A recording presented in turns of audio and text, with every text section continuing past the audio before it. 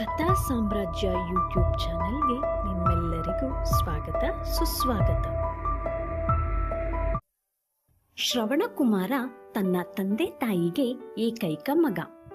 ತಂದೆ ತಾಯಿ ವಯೋವೃದ್ಧರು ಹಾಗೂ ದೃಷ್ಟಿಹೀನರಾಗಿದ್ದರು.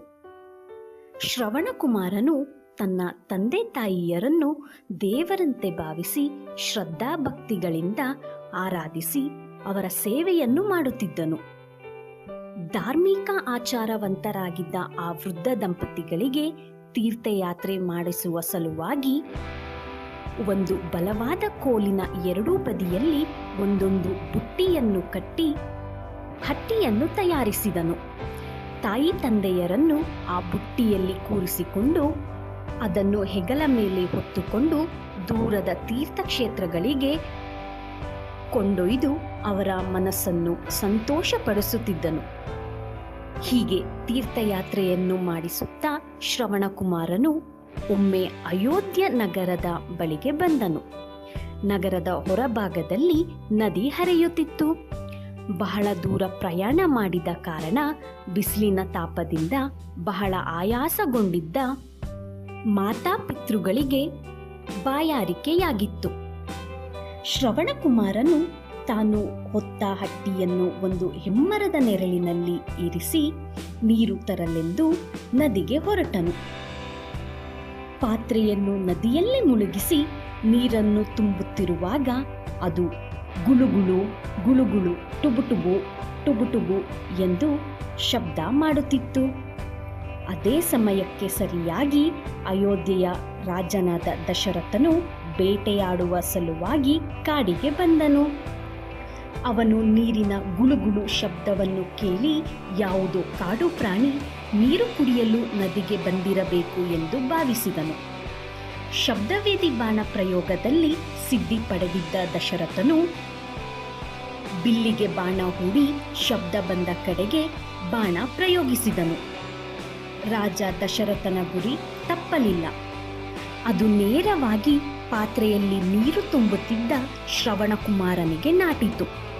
ಬಾಣದ ಏಟಿನಿಂದ ಘಾಸಿಯಾದ ಕುಮಾರನು ಅಯ್ಯೋ ಅಮ್ಮ ಅಪ್ಪ ಎಂದು ಚಿತ್ಕಾರ ಮಾಡಿ ಅಲ್ಲಿಯೇ ನೆಲಕ್ಕುರುಳಿ ಹಸು ನೀಗುವ ಸ್ಥಿತಿಯಲ್ಲಿ ಒದ್ದಾಡಿದನು. ಮನುಷ್ಯನ ಧ್ವನಿ ಕೇಳಿ ದಶರಥನಿಗೆ ದಿಗ್ಭ್ರಾಂತಿಯಾಯಿತು. ತನ್ನಿಂದ ಯಾವುದೋ ಅಚಾತುರ್ಯವಾಗಿದೆ ಎಂದು ಭಯಗೊಂಡು ಅವನು ನದಿಯ ಕಡೆಗೆ ಧಾವಿಸಿದನು.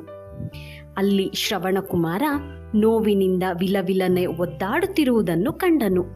ದಿಕ್ಕು ತೋಚದೆ ತಾನು ಮಾಡಿದ ಅಚಾತುರ್ಯದ ಕಾರ್ಯಕ್ಕೆ ನೊಂದು ವಿನಯತೆಯಿಂದ ಅವನಲ್ಲಿ ಕ್ಷಮೆ ಯಾಚಿಸಿದನು. ಆಗ ಶ್ರವಣಕುಮಾರನು, ಅಯ್ಯ ಅರಸನೇ, ನನ್ನ ವೃದ್ಧ ತಂದೆ ತಾಯಿಗಳು ಬಾಯಾರಿಕೆಯಿಂದ ಬಳಲುತ್ತಿದ್ದಾರೆ. ದಯವಿಟ್ಟು ನೀವು ಈ ನೀರು ತೆಗೆದುಕೊಂಡು ಹೋಗಿ ಅವರಿಗೆ ಕೊಡು ಎಂದು ಹೇಳಿ ಅವನು ಮರಣ ಹೊಂದಿದನು. ಇತ್ತ ಶ್ರವಣಕುಮಾರನ ತಾಯಿ ತಂದೆಯರು ತನ್ನ ಮಗನ ಬರುವಿಕೆಯನ್ನೇ ಎದುರು ನೋಡುತ್ತಿದ್ದರು. ಎಷ್ಟೊತ್ತಾದರೂ ಮಗನು ಬಾರದಿರುವುದನ್ನು ಕಂಡು ಚಿಂತಾಕ್ರಾಂತರಾದರು.